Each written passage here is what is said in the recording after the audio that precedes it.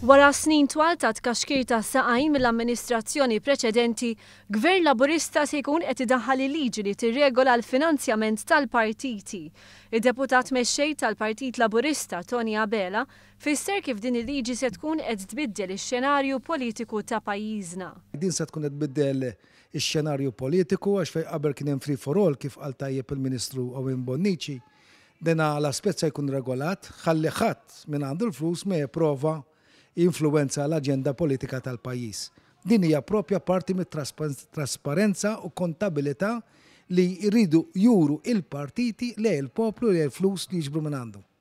Abela tkellem ukoll dwar id-differenza bejn iż-żewġ partiti ewlenin fir-rigward sa' din il-liġi. Id-differenza bażikament hija l-ewwel nies minn dak li nista' nifhem jiena hija ta' timing. Jiġifieri jidher li qisu mill-parti nazista hemm reżistenza li din il-liġi tiġi fis-seħħ.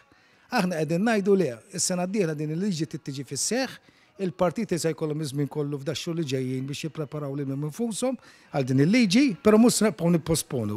Intant fl-aħħar jiem il-Partit Nazzjonalista għamel proposta biex il-Parlament japprova l-finanzjament tal-partiti mill-Istat.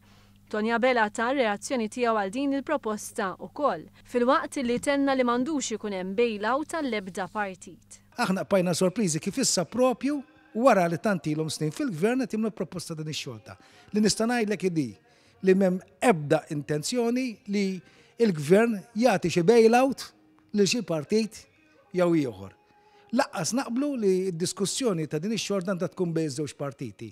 Din hija kwistjoni tirrigwarda ħlas flejjes li ġej mit-taxxa tan-nies qabel ma jkun hemm konsultazzjoni wiesa fost in-nies jekk jaqblux li l-gvern jagħti flejjes lil partiti naħseb wieħed mistax jasal għal xi tip ta' soluzzjoni u konklużjoni għalissa.